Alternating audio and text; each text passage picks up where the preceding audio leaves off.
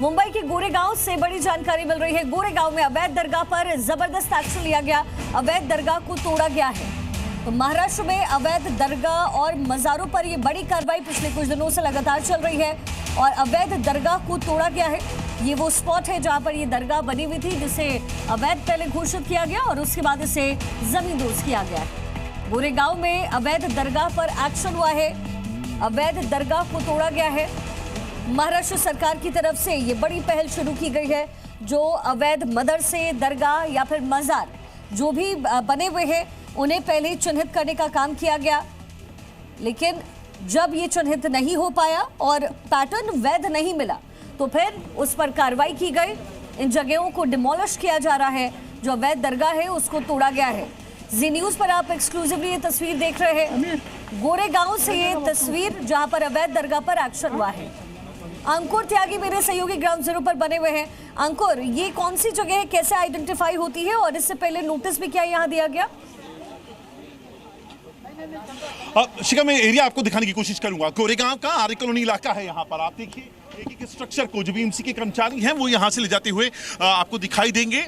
ऐसा नहीं है कि एकदम नोटिस चिपकाकर तोड़ दिया गया। प्रॉपर जो कानूनी पहलुओं का ध्यान रखा गया। पहले नोटिस सर्व किया गया था, कानूनी वैधता साबित करने का वक्त दिया गया था, लेकिन जब वो समय निकल गया और जब कानूनी वैधता नहीं साबित की जा सकी, उसके बाद ये पूरा जो एक्शन आप यहाँ पर इस वक्त देख रहे हैं, 1 महीने के अंदर ये मुझे लगता है ये दूसरा एक्शन इस तरह से अवैध किसी मस्जिद या दरगाह पे होते हुए देख रहे हैं। हमने इससे पहले जो तस्वीरें देखी थी वो बांद्रा की थी, बांद्रा ईस्ट की तस्वीरें, जिसमें 2 मस्जिदों को ढहाया गया था, जिसके बाद लाठीचार्ज भी हुआ, पत्थरबाजी हुई।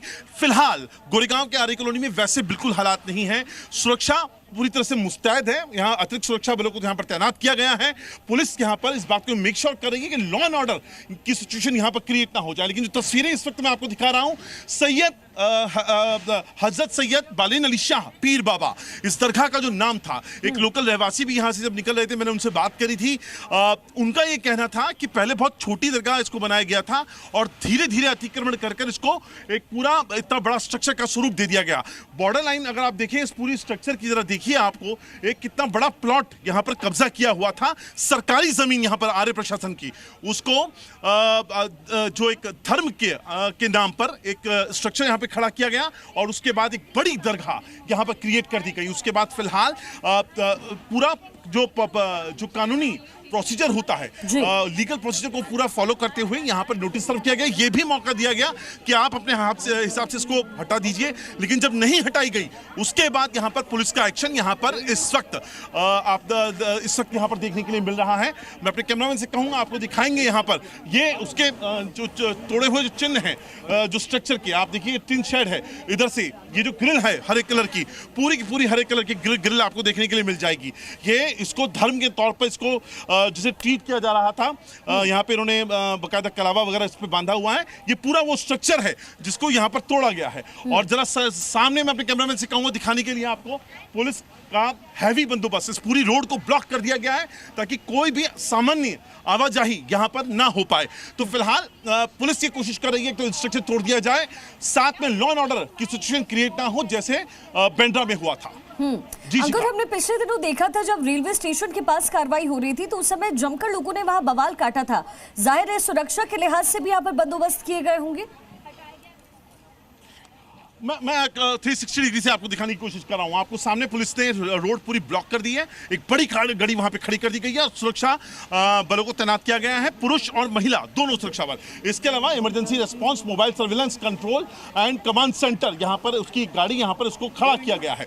राइट हैंड साइड में मैं आपको दिखाऊंगा, आपको लोकल पुलिस स्टेशन की जो भीड़ है, जो पुलिस वाले हैं वो देखने के लिए मिलेंगे, लेकिन राइट हैंड साइड पर आपको जो अतिरिक्त सुरक्षा बल है वो भी देखने के लिए मिलेगा। तो यहाँ पर पूरी पुलिस को पता था कि अगर ऐसी कोई सिचुएशन यहाँ पर क्रिएट होती है कि लॉ एंड ऑर्डर क्रिएट होता है या पत्थरबाजी जैसी घटना या कोई आकर प्रोटेस्ट शुरू करता है, तब उससे निपटने की क्या तैयारी रहेगी, उस बैकहैंड में पुलिस को पता था और उसी हिसाब से इस तैयारी को अंजाम दिया गया है। जी शिखा। तो बिल्कुल अंकुर, ये तस्वीरें आप तक पहुंचा रहे हैं। जो अवैध दरगाह है वो कैसे मिट्टी में मिलाया गया है, कैसे सरकार द्वारा ये फैसला किया गया, पहले आइडेंटिफाई किया जा रहा है और उसके बाद एक्शन लिया जा रहा है।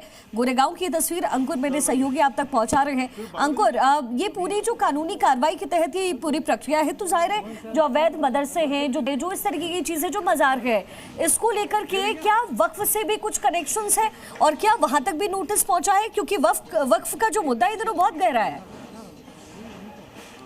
नहीं, आप बिल्कुल सही कह रही हैं, लेकिन यहाँ पे पुलिस का साफ तौर पे कहना है कि अगर कोई इलीगल स्ट्रक्चर दिखाई देगा तो वो वक्फ की प्रॉपर्टी है या नहीं है, उनका कंसर्न नहीं होता है। तो वक्फ में जाकर उनको एप्लीकेशन देना, नोटिस देना, ये पुलिस या प्रशासन का काम नहीं है, ये उस दरगाह कमेटी का काम है जो उसकी देखरेख करेगी, या मस्जिद कमेटी है। ठीक है अंकुर, आप लगातार नजर बना के रखिएगा। फिलहाल बहुत शुक्रिया आपका।